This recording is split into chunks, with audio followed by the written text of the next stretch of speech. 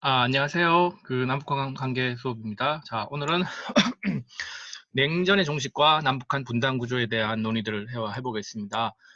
냉전이 그 이제 80년대가 되면 2차 냉전을 거쳐서 이제 끝나게 되죠. 공식적으로 언제 냉전이 끝났느냐에 대해서는 뭐 여러 가지 시기에 대한 논의가 있습니다. 뭐 베를린 장벽이 무너진 1989년도를 냉전의 종식을 보느냐, 혹은 독일이 통일된 1990년을 보느냐, 혹은 미국과 소련의 대결 구도였으니까 소련 자체가 해체된 1991년으로 볼 것이냐, 뭐 이런 논의가 있는데, 우리 수업에서 다루는 내용은 물론 이제 뭐 냉전이 언제 종식되었느냐라고 하는 것이 중요한 게라기보다는 그 냉전의 종식 과정이 그런 독특한 어떤 종식의 모습이 끝나가는 그런 모습들이 그 한반도에 어떤 영향을 미쳤냐라는 거죠.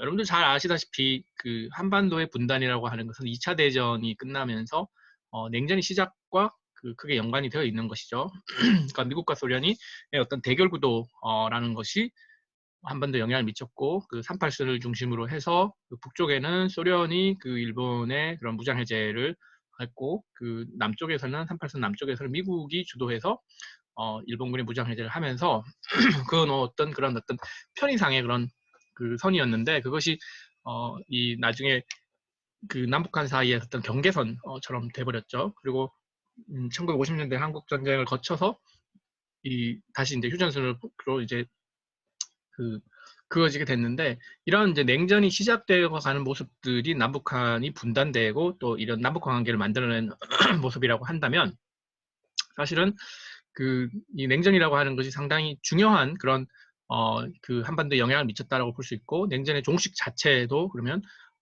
그 한반도에도 상당히 큰 영향을 미치면서 한반도의 분단 구조를 변화시켰다라고 하는 관점에서 이해를 할 수가 있을 겁니다. 그래서 만약에 냉전이 그 한반도 분단을 만들어냈다고 하면, 냉전의 종식이 또한 한반도의 분단에 영향을 미쳐서, 또 사실은 독일이 통일됐던 것처럼 한반도 분단도 종식시키는 것이 맞겠죠. 근데 사실은 이제 그렇지 않았죠. 그렇지만 전혀 영향을 미치지 않은 것은 아니라 아닌 것이 아니라 상당히 큰 영향을 미쳤다라고 이렇게 볼 수가 있습니다. 우선 그 냉전의 이제 주요 당사자로서 우리가 오늘은 이제 소련과 중국의 정책 변화를 살펴봅니다. 그러니까 냉전 시대에 소련이 취하고 있었던 그런 정책들이 상당 부분 냉전의 종식 과정에서 1980년대 변하게 되는데, 그런 소련의 어떤 정책 변화가, 한반도에 대한 정책 변화가 이 한반도의 분단 구조에 어떤 영향을 미쳤느냐라고 하는 것이죠. 결국에는 그 한반도의 분단을 해소시키지는 못했지만 사실은 그럼에도 불구하고 상당히 큰 영향을 미침으로 인해서 한국의 어떤 뭐 외교적인 지평을 넓혀주는 그런 부분들이 좀 있었던 것입니다. 그래서 오늘은 이제 소련의 한반도 정책 변화와 중국의 한반도 정책 변화에 대해서 살펴보겠습니다. 결과적으로 1990년도에 소련은 한국과 수교를 하게 되죠. 그리고 중국은 1992년도에 한국과 수교를 하게 됩니다. 자, 소련의 한반도 정책 변화의 근원은 아마 1980년대 중반 이후에 있었던 미소 간의 해빙 무드에서 이제 찾을 수가 있을 겁니다. 79년도에 아프가니스탄 침공 이후에 제2차 냉전이 시작되었지만, 1985년도에 고르바초프가 소련의 서기장으로 등장을 하고 난 다음에 소련이 이제 조금씩 변화하기 시작하는 거죠. 기존의 그런 미소 간의 냉전 대결을 지속할 수 있는 소련의 상황이 아니다라고 하는 것을 인식을 하고, 고르바초프는 페레스트로이크와 글라스노스트의 그런 개혁 개방 정책을 취하게 됩니다. 그러면서 점차적으로 이 대외적인 관계에서도 상당히 이전과는 다른 모습을 보여주게 되고, 그것이 1980년대 중반에 미소 간의 이런 그 긴장 완화의 모습, 해빙 무드를 가지게 되죠. 특히 여기서 굉장히 중요한 역할을 한 게 1988년도의 서울 올림픽입니다. 여러분들은 기억을 그 이후에 태어나셨으니까 기억을 하지 못하겠지만, 이 당시에 한국에서 올림픽을 개최한다는 게 굉장히 큰 사건이었습니다. 물론 올림픽을 개최한다는 것 자체가 큰 사건이지만, 냉전이 종식되어가는 이런 상황에서 냉전의 어떤 상징적인 장소인 한반도에서 이런 그 뭡니까 그러니까 이 올림픽이, 동서화합의 어떤 그런 국가들의 화합의 올림픽이, 스포츠 재전이 열린다고 하는 굉장히 큰 것이었고, 당시에 이제 소련이 참여를 하게 되죠. 물론 이제 그 이전에 84년도에는 2차 냉전 시기여서 신냉전 시기여서 그 미국과 소련 간 사이가 안 좋았고 84년도에는 미국 LA에서 올림픽이 개최되었는데 소련이 참여를 하지 않았습니다. 물론 1980년도에는 소련에서 모스크바에서 올림픽이 열렸는데 그때는 또 그 서방의 국가들이 미국을 포함한 서방의 국가들이 많이 참여를 하지 않았죠. 그래서 둘 다 이제 반쪽짜리 올림픽이었는데 1988년도에 서울 올림픽은 상당히 그러니까 통합된 어떤 이미지로 같던 것이 동서가 화합이 되는 것이었죠. 그 올림픽에 소련이 참여하고 난 다음에 한반도 한국에 대한 특히 대한민국에 대한 인식을 새롭게 하게 되고 그 해에 개최된 이런 그 소련 정치국 회의에서 한소 관계를 개선하겠다는 결정을 내립니다. 자, 우리가 냉전 시대의 어떤 우적 관계를 그 친구와 적과의 관계를 보면 한국은 미국의 어떤 영향권하에 있는 국가이기 때문에 미국과 동맹을 맺고 있고 미국과 가까운 관계를 지니고 있는 것이죠. 그 반면에 북한은 소련 및 중국하고 당시 이제 중공이라고 그랬죠. 중국 공산국가라고 해서 중공이라고 그랬는데 북한은 소련과 중공과 이런 그 관계를 가지고 있습니다. 그래서 그 이쪽 그 웨스트 블락이랑 서구 블락이랑 뭐 동구 블락은 사실 그렇게 큰 교류를 하지 않았습니다. 나중에 이제 미국과 중국은 서로 경쟁을 하지만 그 교류를 많이 하고 있습니다만은 냉전 시대에 미국과 소련은 대결 구도 속에서 그렇게 큰 그 교류를 하고 그랬던 국가들이 아니었던 거죠. 근데 그러니까 당연히 그 한국과도 소련이 그런 관계가 거의 없는 거죠. 그렇지만 그 서울 올림픽을 계기로 해서 이제 한국에 대한 관심을 많이 가지게 되고 또 사실은 경제적으로도 소련이 한국에게 도움을 많이 받을 것이 있다라고 하는 고려를 했습니다. 물론 한국은 소련과 수교를 함에 있어서 뭐 경제적인 것도 고려를 했지만 사실은 전략적 이익을 많이 고려를 했던 것이죠. 소련의 당시엔 전략적 이익이라 그러면 상당히 뭐 경제적인 이익을 포함한 것이겠죠. 냉전이 종식되는 상황에서 냉전의 구도에서 한국을 활용하기 위한 것이라기보다는 냉전을 이제 종식시키려 하는 과정에서 경제적으로 한국과의 교류가 도움이 많이 된다는 것이죠. 왜냐하면 당시에 1988년 당시에 한국의 GMP는 북한의 7배 정도 됩니다. 그래서 소련에 대한 그런 어떤 경제 지원을 한국이 이제 할 수 있을 정도였고 사실은 뭐 소련과의 경제 교류를 통해서 소련이 상당한 경제적 이익을 얻을 수 있다라고 하는 생각을 했습니다. 소련이 북한에 대해서는 뭐 별다른 경제적 이익을 얻지도 못했고 사실은 상당히 많은 지원을 해줬잖아요. 그죠? 북한이 소련으로부터 많은 도움을 받았죠. 그런데 한국에게는 오히려 더 도움을 받을 수 있는 그런 상황이었기 때문에 그런 것입니다. 그래서 이런 이제 소련의 어떤 상황 변화라고 하는 것이 한반도에 미치는 영향이 굉장히 컸던 것이고 또한 한국 정부도 당시에 이제 그런 그 해빙 무드를 활용하기 위한 그 북방 정책을 펼쳤었죠. 당시 이제 노태우 정부가 글로벌 냉전이 끝내나가고 있는 그런 상황을 한반도에 적용시키고 또 한국의 외교적인 지평을 넓히기 위한 그런 노력들을 했던 것이죠. 이제 그런 모습들이 그 한국과 소련이 수교하는 그 과정에서도 상당히 이제 많이 작용을 했다라고 이렇게 볼 수가 있겠습니다. 그래서 한국과 소련이 당시에 이제 노태우 정부 시절에 그 고르바초프와 그 정상회담을 하게 됩니다. 우선은 1989년 5월, 그러니까 올림픽이 하고 난 그 다음 해이죠. 그 도브리닌이라고 하는 그 소련 서기장 고르바초프의 보좌관이 서울을 방문을 해서 차관 지원 문제를 요청을 합니다. 즉 한국으로부터 돈을 좀 빌리겠다는 거죠. 한국이 경제적 지원을 해줄 수 있냐라고 하는 그런 관점에서 접근을 하기 시작한 것이다라고 이렇게 이해를 할 수 있겠습니다. 한국으로서는 당연히 웰컴 하는 거죠. 지금 뭐 경제적으로 소련을 도와줄 그런 여력도 있었을 뿐만 아니라 사실은 소련과 수교를 하고 관계를 증진함으로 인해서 소련이 북한에 미치는 영향력을 고려를 하고 있었던 것이죠. 그래서 그 북한에 대한 뭐 압박이면 압박, 설득이면 설득 뭐 이런 것까지도 이제 기대를 하고서 아마 그 전략적인 관계를 맺으려고 했던 겁니다. 그래서 결국 1990년 6월에 샌프란시스코에서 노태우 대통령과 고르바초프 당시 그 서기장이 정상회담을 가지게 됩니다. 이걸 통해서 이 외교 관계를 수립을 하는 부분들에 대한 논의들을 하게 되고 공식적으로 1990년 9월 30일에 그 한국과 소련이 외교 관계를 체결을 하게 됐다는 거죠. 그래서 외교관계 체계를 하고 경제적인 지원을 논의를 하게 되는 그런 겁니다. 그런데 당연히 북한이 반박을 했죠. 북한은 냉전의 구도 속에서 한반도에서 남한과 대결을 하고 있었죠. 그 과정에서 보면 북한은 소련과 중국의 영향력을 받고 있었고 소련과 중국의 지원 하에서 그 남한과 대결 구도를 벌이고 있었는데 이런 소련이 자신의 후원국인 소련이 그 한국과 그 수교를 하게 된다면 북한 입장에서는 상당히 입지가 곤란해지겠죠. 네.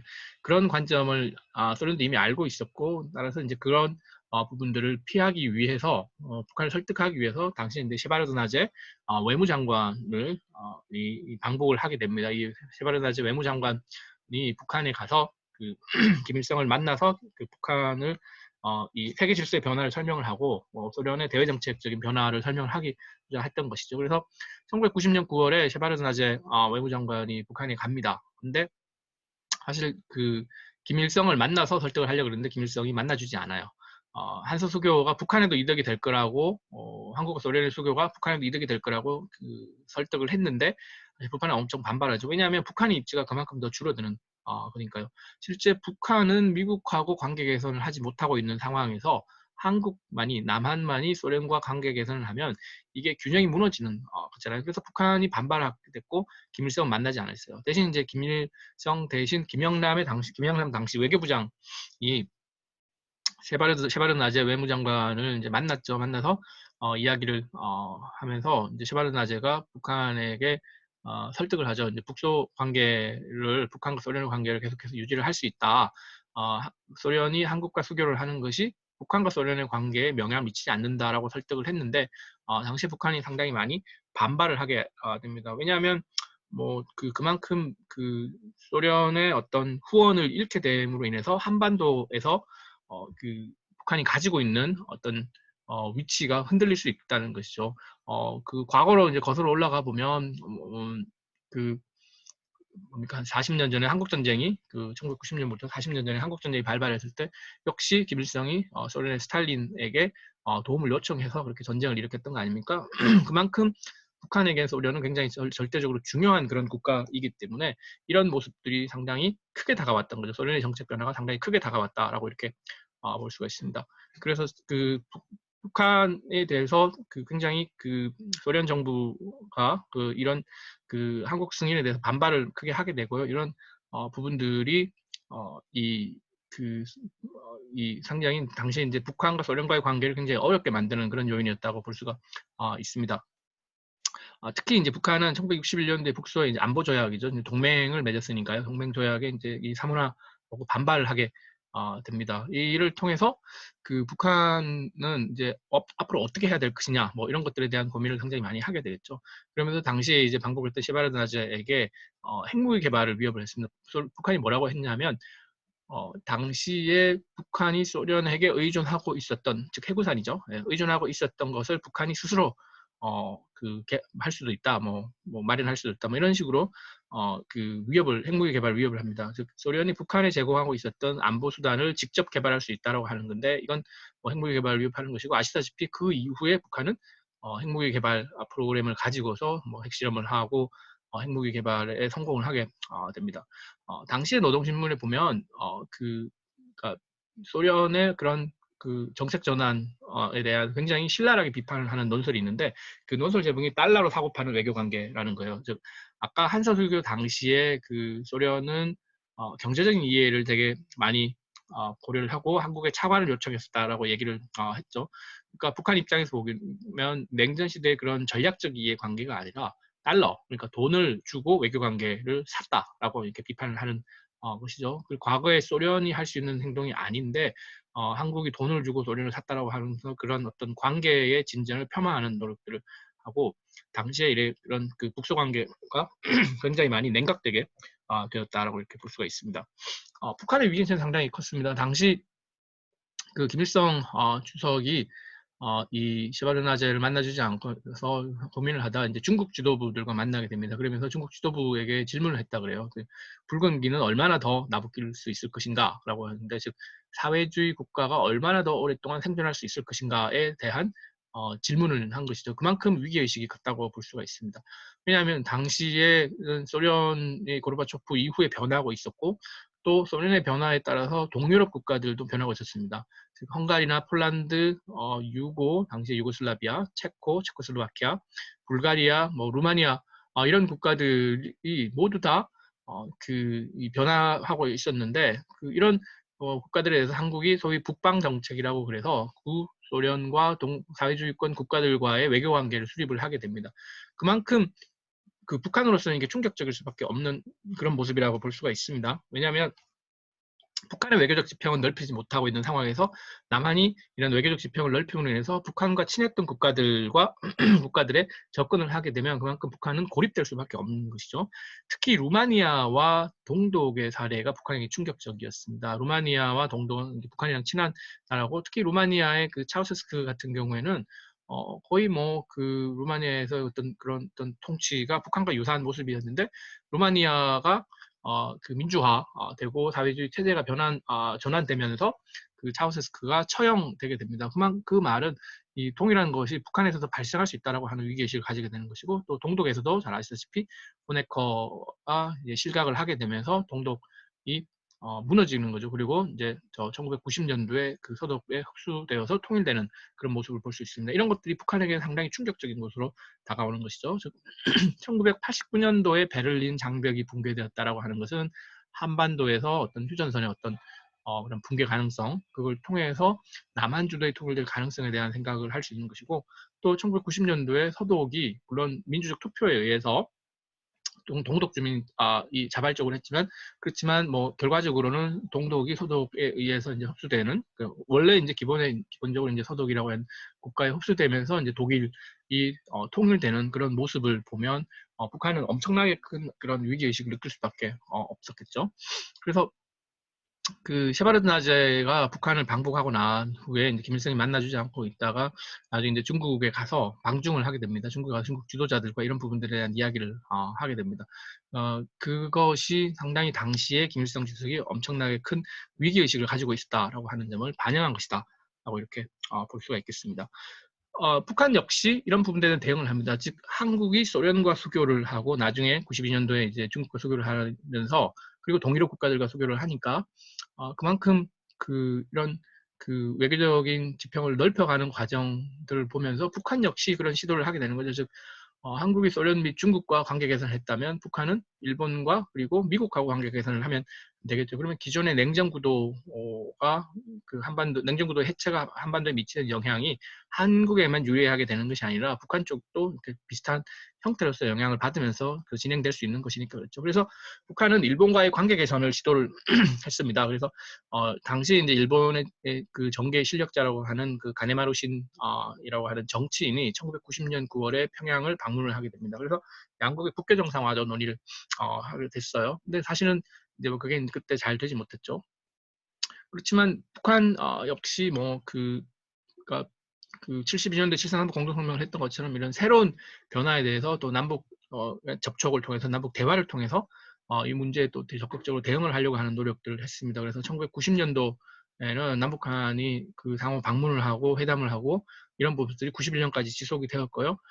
그래서 뭐 당시에 이제 남북 기본 합의서나 아니면 비핵화 공동선이나 이런 부분이 있죠. 특히 또 미국과도 대화를 북한이 지속적으로 추진을 했죠. 1970년대에 우리가 공부했던 것처럼 북한이 미국에 접촉을 하고 또 뭐 북미 평화협정을 맺기를 주장을 했던 그런 모습처럼 사실은 그 냉전이 종식되는 과정에서 북한 나름대로도 이런 모습들을 활용하고자 하는 적극적인 대응을 했던 것이죠. 뭐 다른 한편으로는 북한이 위기에 빠져 있고 고립되어 가고 있는 그런 상황이었으니까 그것을 벗어나려고 하는 노력이기도 했다고 볼 수 있겠죠. 그렇지만 70년대 마찬가지로 당시에 이제 미국은 상당히 미온적인 태도를 보입니다.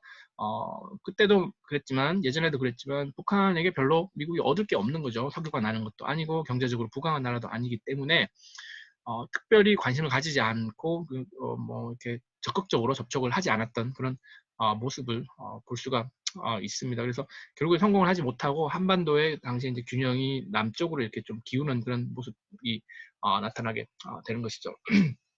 자, 그래서 이제 그런 모습들이 중국의 소련의 한반도 정책 변화를 이야기를 한다 그러면 이제 중국의 한반도 정책 변화에 대해서 이제 좀 살펴볼 필요가 있습니다. 소련과는 1990년대 수교를 했는데 중국과는 1992년도에 수교를 하게 되죠. 중국 역시 그 서울올림픽에 참여하고 또 86년도에는 아시안 게임이 있었는데 아시안 게임에도 참여를 했어요. 그러면서 이 변하게 되는 거죠. 중국 역시 잘 아시다시피 1978년 12월 이후로 경제 개발을 해 나가는 그 과정 속에서 보면 경제적으로 더 부강한, 경제적으로 더 발전돼 있는 한국과의 관계 개선을 하는 것이 당시 중국에 필요했겠죠.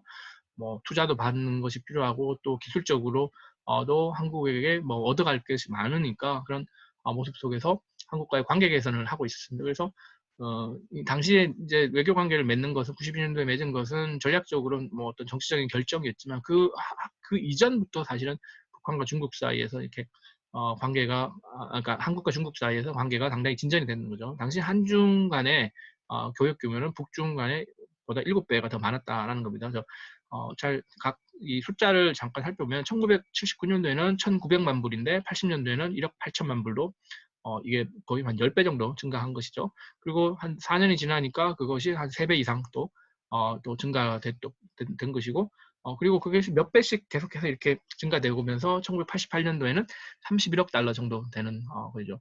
1988년 그러니까 80년대 말에 한국과 중국의 교육 규모가 31억 달러 정도 되었는데 북한은 사실 한 5억 달러 수준밖에 안 됐습니다. 그리고 대체로 소련의 경우와 마찬가지로 중국도 원조를 많이 해주는 그런 상황이었다고 볼 수가 있습니다. 이런 상황에서 소련처럼 중국도 올림픽에 참여하고 또 86년도 아시안 게임에 참여하면서 한중 관계를 다시 이제 생각을 해보게 되는 것이죠. 그러면서 그동안 그때 이제 한국이 그 절실하게 아주 원하고 있었던 유엔 가입을 이제 중국이 동의를 해주는 그런 모습. 왜냐하면 중국은 그 소련과 당시 소련과 함께 그 유엔 안전보장 이사회 안보리의 상임이사국 자리를 가지고 있으니까 이런 것들에 대한 영향을 결정권을 상당히 많이 가지고 있는 것이죠. 그래서 이런 노력을 냉전 시대에는 한국이 유엔에 가입하려고 하는 노력을 이제 북한이 반대를 하니까 소련과 중국이 유엔 안보리에서 이걸 거부 의사를 가지고 있었는데 더 이상 이제 중국이 거부하지 않겠다라고 하는 의사를 전달했고 북한이 어쩔 수 없이 동시 가입을 하게 됩니다. 형식적으로는 북한이 먼저 가입을 하고 바로 그 다음 순서로 한국이 가입하는 걸로 이렇게 되어 있습니다. 그래서 북한 입장에서는 당시에 유엔을 따로 가입하는 게 뭐 한반도 분단을 연구하는 것이다라고 하는 그런 비판적인 관점에서 그 주장을 하고 반대를 했는데 사실상 소련과 중국이 정책을 전환하면서 이제 더 이상 이걸 막을 수 없다는 것을 알자 북한이 먼저 가입을 하는 모습이었다라고 볼 수가 있습니다. 따라서 이런 식으로 중국 역시 한반도 정책을 상당히 크게 변화시키고 있었다라고 하는 것을 볼 수가 있습니다. 이 한중의 외교 관계를 수립을 하면서 보다 이런 모습들이 그러니까 아주 적극적으로 이루어졌다고 볼 수 있습니다. 우선 1990년도에 한국과 소련이 수교를 맺었을 때 한국과 중국 사이에서 무역사무소를 개설합니다. 이게 뭐 정치적인 결정에 의해서 외교 관계를 수립을 하지만 사실 경제적인 차원에서는 필요성에 의해서 서로가 이 관계가 진전되는 거 아닙니까? 그러니까 자연스럽게 이런 그 교류와 어떤 그 협력이 증진이 되어가고 또 무역사무소를 개설함으로 인해서 이익을 더욱더 확장하려고 하는 그런 노력들을 하는 것이죠. 91년도에는 이제 북한과 중국 사이에 뭐 물물교역 수준의 어떤 그런 것들을 중단을 하고 또 사실은 원조를 되게 많이 해줬는데 중국이 그런 것들에 대해서 원조를 해주는 것에 대해서 단순히 그냥 주고 마는 것이 아니라 현금 결제를 요구를 하면서 북중 간 사이에서도 이제 갈등이 좀 벌어지게 되죠. 이 과정에서 보면 중국은 이제 하나의 중국 원칙을 가지고 있으니까 한국과 수교를 하게 되면서 이제 대만과 한국이 단교하도록 그렇게 요구를 하는 거죠. 그걸 통해서 중국은 나름대로 또 대만을 외교적으로 고립시키는 그런 효과를 가지고 되는 거죠. 그래서 그 중국 입장에서는 경제적으로도 이득을 얻고 또 중국의 어떤 정치적인 관점에서도 뭐 대만을 통일하려고 하는 그런 노력도 대만을 외교적으로 고립을 시키니까 그런 점에서도 플러스가 되는 모습이었다고 볼 수 있습니다. 근데 다만 그 소련과 한국이 수교할 때처럼 그러니까 북한 문제가 걸려 있는 것이죠. 그래서 중국 역시 이제 북한을 달래기 위해서 노력을 많이 합니다. 당신 북한 내부적으로는 중국의 그런 수교에 대해서 굉장히 비판적이었다고 하고 있어요. 그렇지만 소련 때와는 다르게 중국은 특별히 이제 노력을 해서 북한의 어떤 체면을 좀 세워주려고 하는 노력들을 많이 합니다. 북한 내부적으로 상당히 비판적이었지만 사실은 그걸 이제 밖으로 드러낼 수는 없었어요. 왜냐하면 그 중국 소련과 관계가 안 좋아져 있는 상황인데 중국과의 관계마저 안 좋아지게 된다고 하면 북한으로서는 상당히 더 큰 어려움을 겪을 수밖에 없는 것이죠. 그래서 내부적으로는 반발을 굉장히 많이 했는데 외부적으로는 그 소련 수교, 한소 수교 때와는 다르게 한중 수교 때는 상대적으로 조금 그 유화적인 모습으로서 별로 뭐 그 부분에 대해서 별로 신경을 쓰지 않는다라고 하는 그런 관점에서 이해를 했다라고 볼 수가 있겠습니다. 그래서 우리가 한서수교와 한중수교라고 하는 거 당시 상황을 보면 냉전의 종식이라고 하는 것이 한반도에 영향을 미쳤고 또 그것이 북한의 반발을 가져왔다는 거죠. 뭐 소련과 수교할 때나 중국과 수교할 때나 다 이 냉전의 수교라고 하는 것이 한반도에 미치는 영향이 크기 때문에 북한이 반발을 했는데 당시에 이제 북한은 조금 다른 대응을 했었다라고 하는 것을 생각해 볼 필요가 있습니다. 물론 뭐 내부적으로 이런 논의들이 반발이 많이 있었지만 대외적으로 볼 때는 중국과의 관계까지 악화시킬 수는 없기 때문에 그런 부분들이 있었던 거죠. 그러니까 그 교훈 학습 효과가 있었던 부분이 있습니다. 그리고 이 냉전의 종식이라고 하는 것이 한반도 주변의 어떤 그 지형 변화에, 그러니까 밸런스 오브 파워의 변화에 그 영향을 미쳤고 북한 나름대로도 또 남한과 접촉을 하려고 하고 일본과 접촉을 하고 미국과의 접촉을 하려고 하는 그런 노력들을 한 것이죠.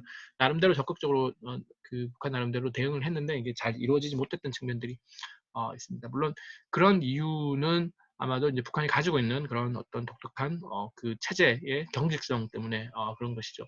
북한은 폐쇄 사회이고 권력을 유지하기 위해서는 그 김씨의 권력을 유지하기 위해서는 오픈할 수 없는, 개방할 수 없는 사회인데 일본이나 미국 그리고 서방 국가들하고 교류를 하려면 그렇게만 할 수는 없지 않습니까? 그죠? 그렇다고 해서 북한이 어떤 뭐 경제적으로 부강하거나 뭐 석유가 있는 나라도 아니니까 뭐 관심이 별로 없었는 부분들이 있었겠죠.